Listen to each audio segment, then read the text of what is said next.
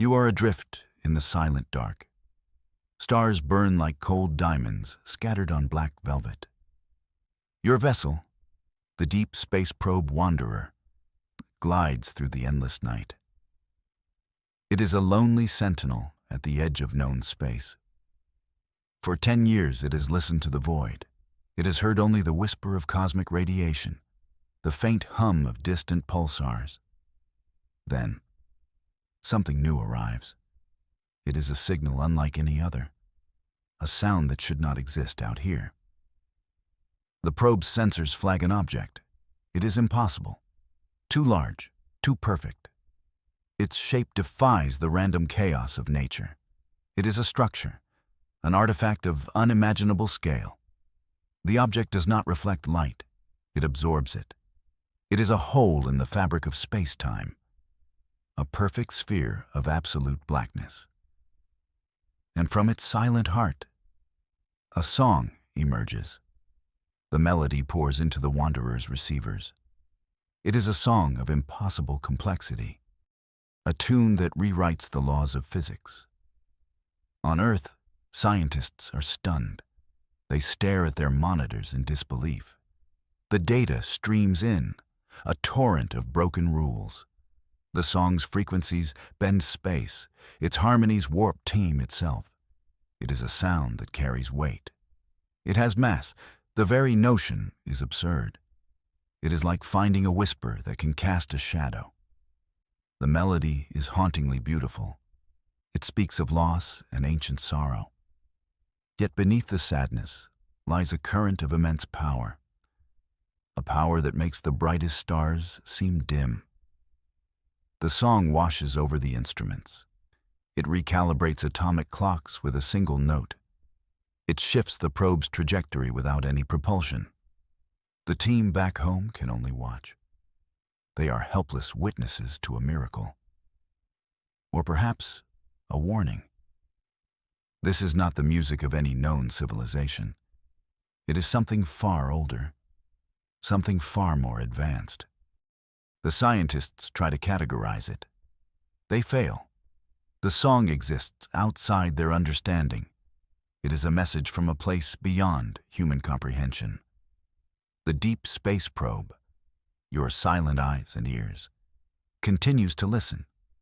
It records the impossible melody, the first and only witness to the anomaly, the song that breaks the universe. That strange and impossible song now has a name. The scientists call it the ghost signal. The name feels right. It is a whisper from a place beyond the living. Researchers dig through digital archives. They search for any trace of this melody, any hint that it has been heard before. They scour the records of humanity's brief star-faring history. They find nothing. Then, an old academic suggests a new search. Look not to the living, but to the dead. Look to the records of the extinct alien races, the civilizations that vanished long before humanity reached for the stars, the ones who left behind only silent ruins and cryptic data logs. The idea seems like a long shot, a desperate grasp for answers. But they have nothing else. The search begins. Teams of xenoarchaeologists work tirelessly. They sift through fragmented data from a dozen dead worlds. They piece together the final transmissions of forgotten peoples. The work is slow and often heartbreaking. These are the last words of entire species, their final moments frozen in time. They find it first in the archives of the Ethel, a race of crystalline beings from a gas giant's moon. The Ethel were poets and dreamers. Their last recorded message was not a cry for help. It was a single, perfect song. The ghost signal. The same haunting melody the Wanderer had found. It was the last thing the Ethel ever broadcast. Then, only silence. The discovery sends a chill through the research teams. They keep digging. They find the signal again. This time in the logs of the Kylar, a warrior race of insectoids. Their empire spanned 3 star systems. Their final communication was a war chant, a song of defiance against an unseen enemy. The melody was different, but the core structure was the same. The ghost signal was woven into their death song. One by one, the lost races give up their secrets. A species of aquatic philosophers, a civilization of silicon-based life forms. Each one heard the song in their final hours. For some it was a lullaby, for others a battle hymn, but for all of them, it was the end. The ghost signal was a cosmic tombstone, the last sound heard by the dead. The implications are terrifying. The song is not just a song, it is a herald of doom, an omen of extinction. And now, it has found its way to human ears. The scientists who named it the ghost signal, they had no idea how right they were. It is the sound of ghosts, a chorus of the fallen, a tune played only at the end of the universe, for everyone who hears it. The source of the ghost signal needed a name. Scientists decided on the celestial harp. The name captured the object's immense scale, its musical nature. The artifact was the size of a small moon, a colossal sphere of utter black, drifting in the silent void between galaxies. Its purpose remained a total mystery. Teams worked around the clock to study it. They sent probes closer. Each one was met with the same gentle force. The song itself held them at a distance. It was like a protective barrier made of music. No instrument could penetrate its surface. No sensor could analyze its composition. It simply was. An impossible fact in a universe of known quantities. Theories flew like sparks in a forge. Was it a weapon?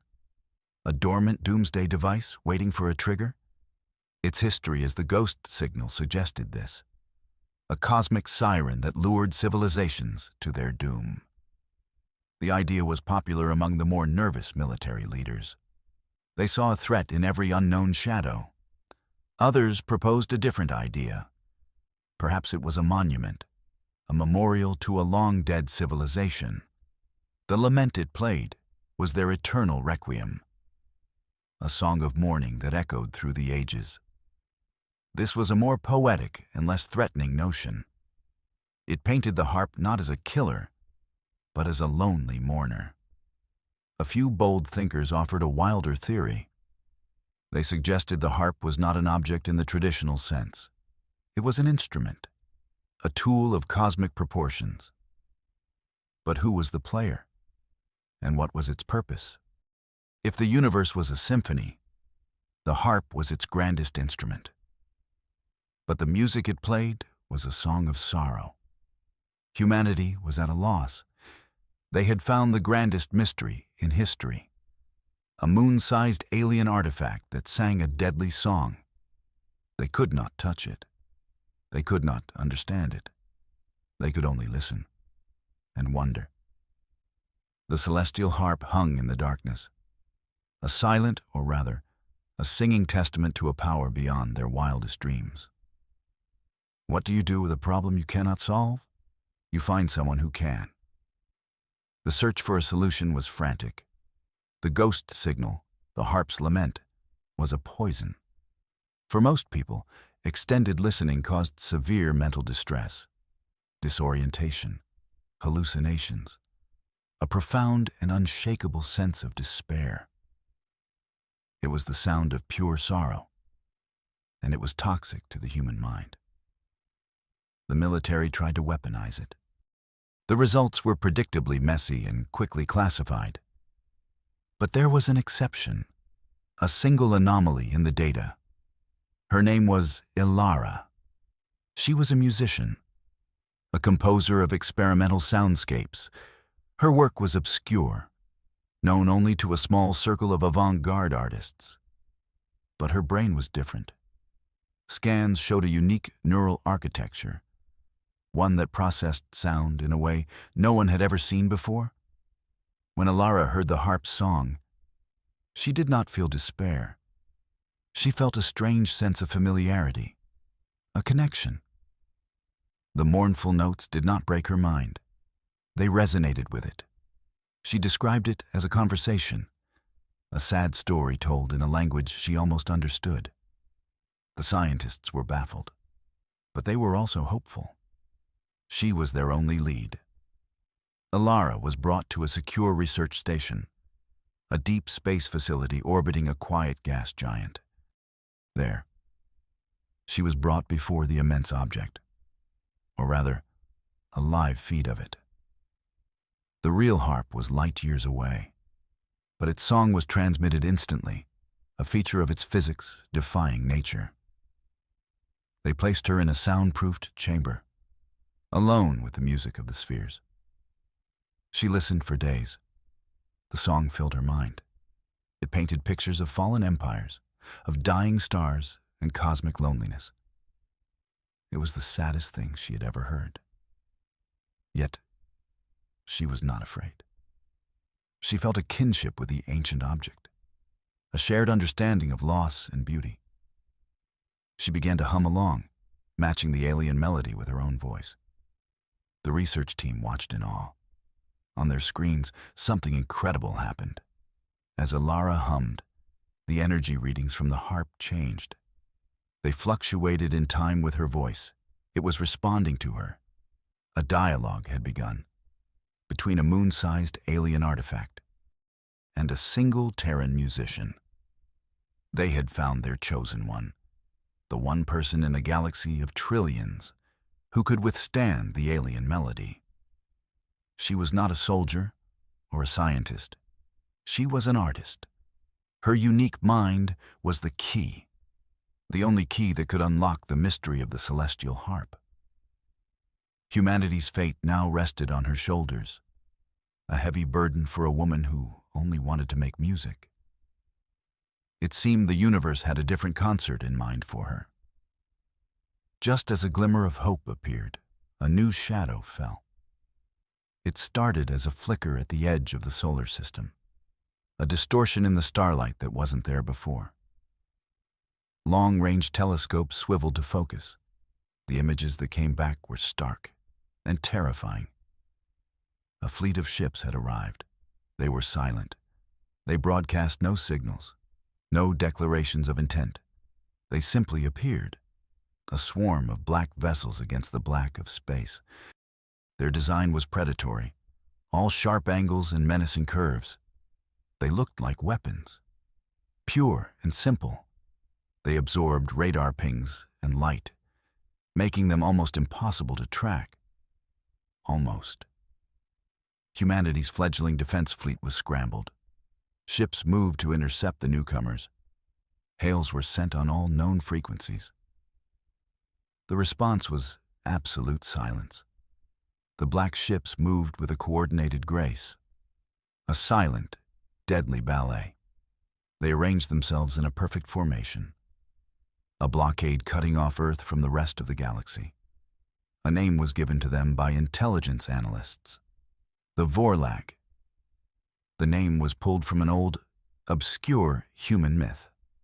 It meant the silent hunters. It fit them perfectly. Their ships were cold, unfeeling. They showed no signs of life, no windows, no running lights. Just the cold, impassive hull of a predator. Their arrival was no coincidence. They had not stumbled upon humanity by chance. Their trajectory was too precise. They had come from the direction of the celestial harp. They had followed its song here, just as countless races had before. The Vorlag were not just silent hunters, they were ghost hunters. A single message was finally broadcast from the lead Vorlag ship. It was not in any human language. It was a complex mathematical sequence, a universal language of pure logic. The translation was chillingly simple. It contained images of the harp, and then images of destroyed worlds. The message was clear. The harp was theirs to claim or to silence. The silent fleet sat at the system's edge, a patient, menacing presence. They did not attack. They simply waited. Their silence was more unnerving than any threat. It was the quiet confidence of an executioner. The Vorlag had arrived, and the hope that Alara had brought was suddenly very fragile. The universe just got a lot more crowded and a lot more dangerous. Alara felt the shift. A new tension in the harp's song. A discordant note of fear. It was not her fear. It was the harp's. The arrival of the Vorlag had disturbed its ancient slumber. She knew, instinctively, that she had to act. The scientists urged caution. The military advised against any provocation. But Alara listened to a different authority. She asked to be connected more directly. Not just the sound, but a physical link. The research team hesitated. It was too dangerous. But Alara was firm. This was the only way. She had to understand. Reluctantly, they agreed. They jury-rigged a haptic interface, a device that would translate the harp's energy into something she could feel. They placed a single, cool metal plate in her hand. It was connected to the station's long-range receivers. As the connection went live, the universe exploded behind her eyes. It was not a gentle touch. It was a flood. 1 billion years of memory pouring into her mind in a single instant. She saw it all. She witnessed the dawn of creation, not as a theory, but as a lived experience. She felt the first stars ignite, the first galaxies spin into existence. She felt the slow, patient formation of life. The universe was not a cold, random place. It was a garden, planted and tended by unseen hands. These were the creators, a race of beings made of pure sound and light. They were the first consciousness, the architects of reality. The celestial harp was their grandest creation. It was not just an instrument. It was their loom, the tool they used to weave the fabric of space-time. The songs they played were the laws of physics, the rhythm of life itself. Then, she saw the war, a terrible, ancient war. It was a conflict that scarred the very soul of the universe. The Vorlag were not always silent hunters. They were once a part of the Creator's symphony, a minor chord, a discordant note that grew jealous. They craved the power to create, but they could only destroy. They built their black ships, their silent weapons. They launched a surprise attack on the Creators, a campaign of annihilation. The Creators were artists, not warriors. They fought back with songs of creation, but the Vorlag answered with weapons of silence, weapons that erased sound and light. They were a cancer in the cosmic symphony. The vision showed Alara the final stand. The last of the Creators gathered around the harp. They poured all of their being into one final song, a lament, a requiem for all that was lost. It was a message in a bottle, a tombstone made of music, a final, desperate act of remembrance. The ghost signal was their last will and testament. The vision faded. Alara collapsed back into her chair, her body trembling, her mind reeling from the weight of 1 billion years. She understood everything now. The harp was not a weapon. It was a memory. The song was not a curse. It was a warning. And the Vorlag were not just invaders. They were murderers, the ancient enemy of all life. And they had come to finish the job, to silence the last echo of their victims. The truth settled upon Alara like a shroud. The beautiful, haunting lament was a story, a requiem for the lost creator race. The song was their memory, their final, heartbreaking testament. And the Vorlag were the villains of that story, the ones who had torn the symphony of creation apart. They were the silence that followed the music. The Vorlag had hunted the creators across galaxies, extinguishing their light and their sound. The black ships were designed for one purpose, to absorb and nullify the creative energy of their masters. They were a perfect anti-life weapon, an embodiment of cosmic nihilism. They didn't conquer. They erased. Now they had come here, to this system, drawn by the last echo of their ancient enemy. They wanted to silence the harp, to scrub the universe clean of the Creator's memory. It was the final act of their galactic genocide, a final, spiteful gesture to ensure their victory was absolute. There could be no jokes here. The weight of this revelation was too immense. Humanity was caught in the middle of a war older than time, a conflict between the dawn and the night. They were not the intended audience for this drama. They were simply the custodians of the stage, the unlucky tenants of a house built on a cosmic battlefield. The Vorlag did not care about humanity. They were just an obstacle, an annoyance to be swept aside. Alara felt the weight of this knowledge. It was a burden that would have crushed any other mind. But her unique connection to the harp gave her strength. She felt the sorrow of the creators, but she also felt their resilience.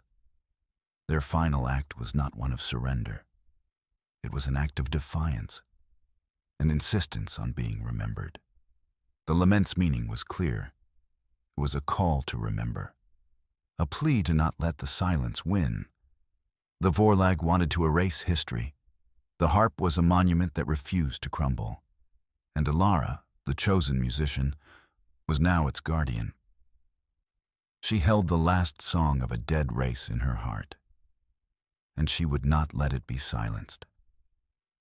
The concert was about to begin, and the stakes were the universe itself. As the last echoes of the vision faded, a new understanding bloomed in Alara's mind, a revelation that changed everything. The harp was not just an instrument for playing music. It was not just a library of memories. It was a tool for shaping reality itself. The creators had not just played songs. They had sung worlds into existence. The lament was more than a sad tune. It was an active piece of code, a program running on the hardware of the universe. It maintained a pocket of reality where the Creator's laws still held sway. It was a fortress made of harmony, a sanctuary built from sorrow. That was why it was so painful to listen to. It was the sound of a reality different from our own. Alara realized why she could withstand it. Her mind, her music, was not based on rigid structure. It was based on improvisation, on finding harmony in chaos. She could listen to the Creator's song and not be broken by it. She could find the notes that resonated with her own reality. She could build a bridge between the two. Humanity's chorus. The name came to her in a flash of insight. The harp was not meant to be played alone. It was designed for a symphony. The creators were gone.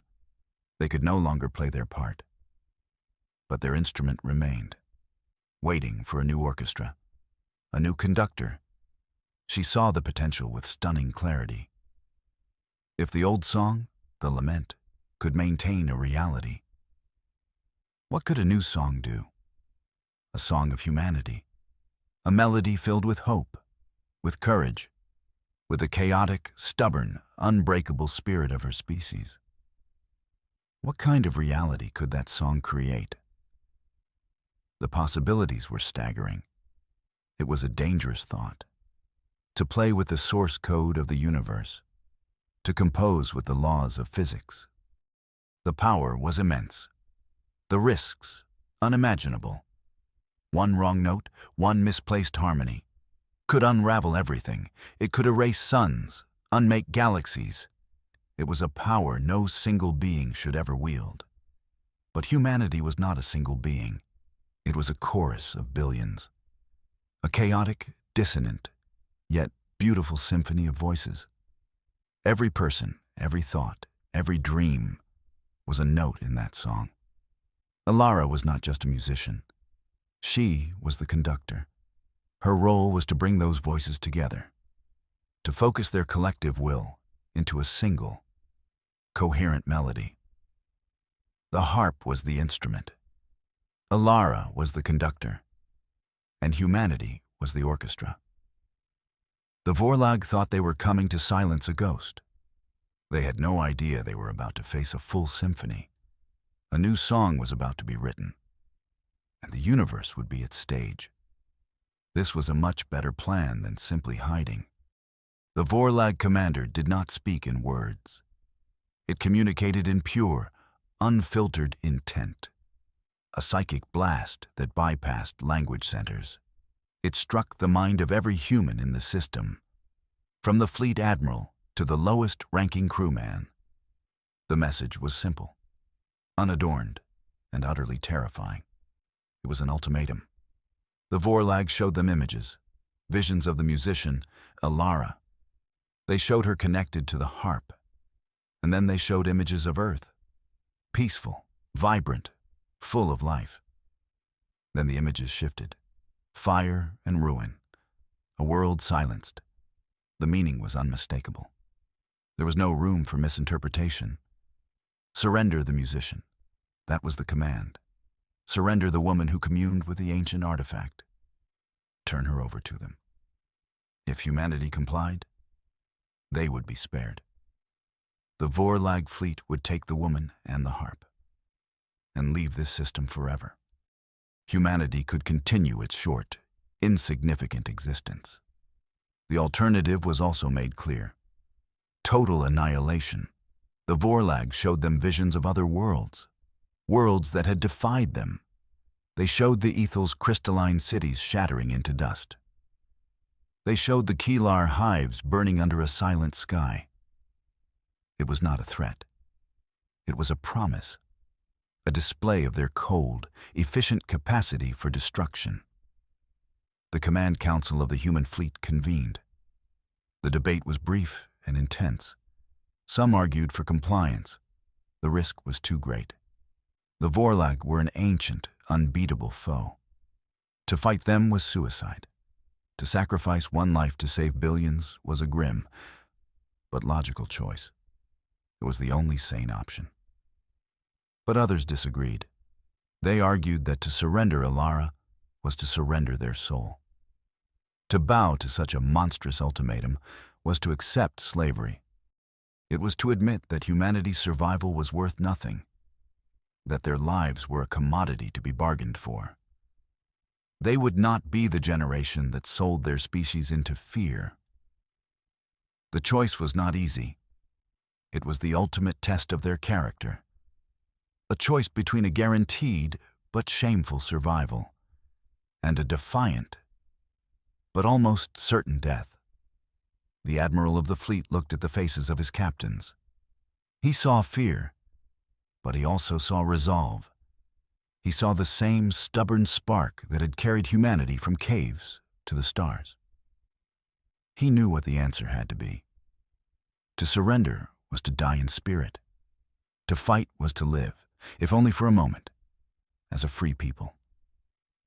The joke would be on the Vorlag. They thought they were dealing with cowards. They were about to learn how stubborn a young race could be. The admiral gave the order. The fleet would hold its ground. The answer was no. Alara watched the debate from the research station. She felt the fear, the indecision, the final, resigned courage of the fleet. She knew they were choosing to die for her. A weight of responsibility settled on her, heavier than any star. But she felt no fear, only a calm, clear purpose. She turned to the science team. Her voice was steady. "Keep the connection open," she said, "and get me a full fleet tactical display." They stared at her, confused. She was not a soldier. She was a musician.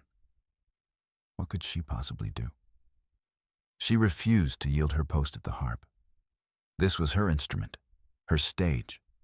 The battle was coming. But it would not be fought with guns and missiles alone. It would be fought with music. She was the conductor. The human fleet was her orchestra. The Vorlag expected a battle of weapons. They were about to get a concert. Humanity's fleet prepared for the inevitable. Shields were raised to maximum. Weapon systems charged. Fighters were launched from their carrier bays. They formed a defensive screen around the research station, a thin line of steel and courage against an ancient darkness. They were outnumbered, outgunned, but they were not broken. The Vorlag fleet began to move. Their silent black ships advanced in perfect unison, a wave of inevitable death. They did not rush. They moved with the patient certainty of predators. The space between the two fleets shrank. The final moments of peace ticked away. A tense silence fell over every bridge, every cockpit, every heart. Then, Alara began to play. The sound of the harp changed. The ancient lament, the song of sorrow, faded. In its place, a new melody emerged. It started as a single, clear note, a note of pure, unwavering defiance. It was a sound the universe had never heard before. It was not the song of the creators. It was a human song. She poured all the chaos and contradictions of her species into the music. The courage of the fleet, the hope of a child, the stubborn refusal to bow down. She wove it all into a complex, powerful harmony, a melody of defiance, a symphony of courage. The first movement was a declaration, a statement of intent. We are here. We will not be erased. We will not be silenced. The music flowed from the harp. It washed over the human ships. The crews on the bridges felt it, a surge of strength, a renewed sense of purpose.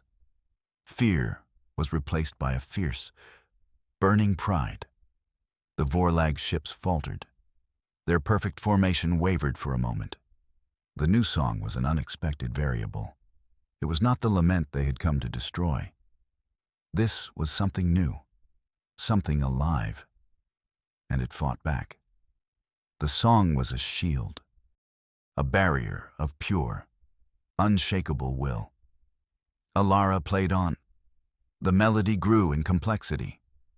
She wove in the chatter of the fleet communications, the hum of the ship's engines, the steady beat of 1,000 human hearts. The fleet was no longer just protecting her. They were part of the music. They were her orchestra. The Vorlag did not understand music. They understood only silence. This new song was an anomaly they could not process.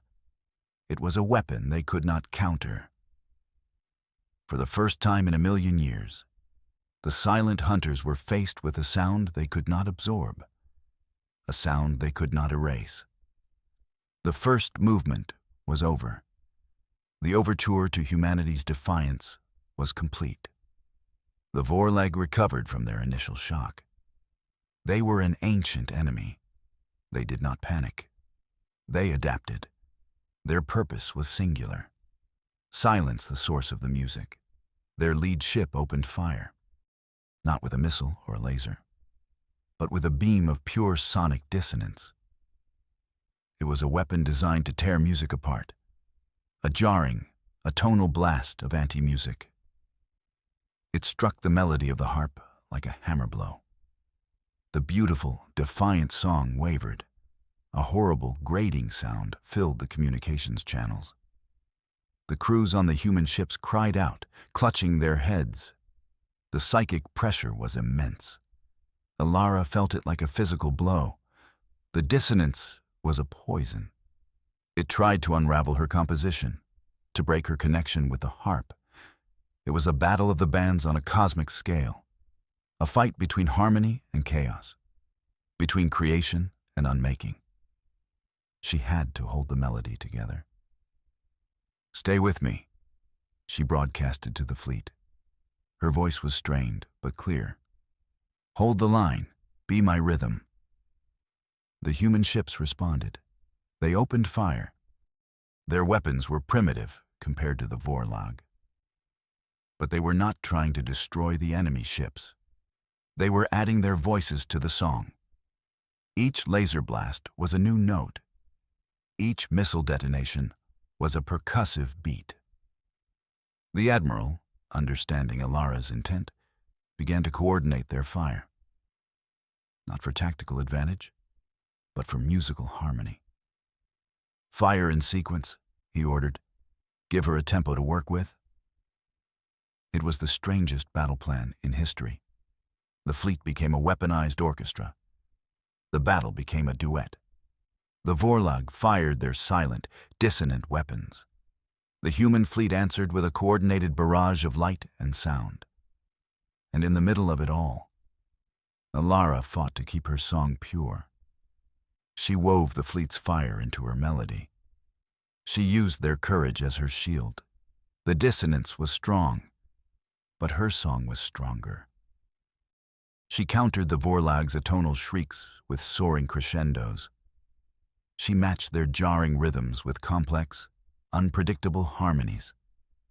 It was a duel of composers, a fight for the sonic soul of the system. She was laughing now, a wild, exhilarated laugh.